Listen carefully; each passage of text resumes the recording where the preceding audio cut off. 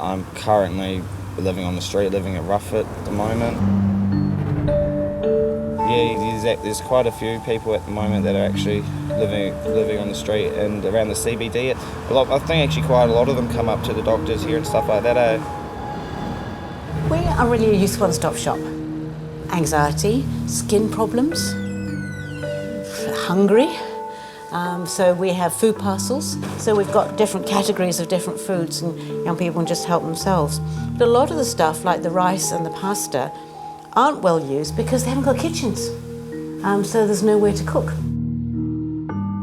We've always had young people living under the bridge or living in tents, but it's way, way worse now. So the earthquake was the stone in the pond. You can't see the stone anymore, but the ripples are still there.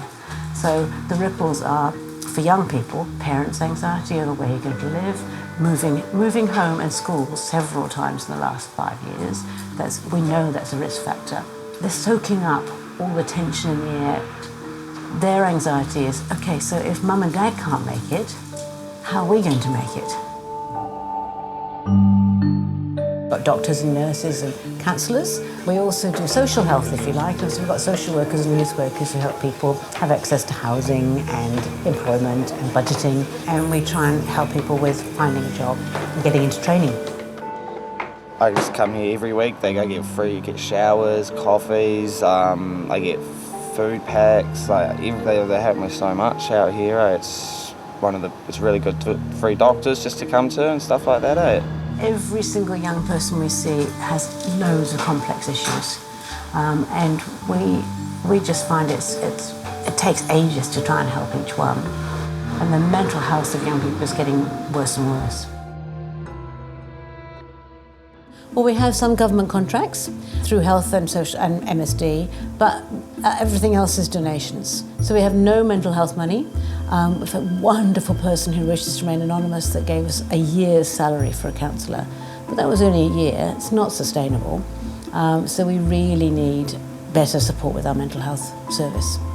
We see people from the hospital already, so we'd like some help with that. We do have some young people volunteering, helping out in the waiting room and things like that, but we pay all our staff. And through beg borrowing, we haven't quite got to stealing yet, but we beg and borrow. And we really desperately need to make some housing available for young people in transition. What we want to do is get a youth hub, or one-stop shop if you like, to provide all the needs young people require as they're growing up and becoming adults. Most importantly, we want somewhere for them to live and be able to keep their stuff while they're transitioning through. We've been looking for land for the last 3 years, and we've at last managed to secure some land with the St Luke's Parish. It's on the corner of Kilmore Street and Manchester Street. But we're going to incorporate gardens into our building with offices and housing on top.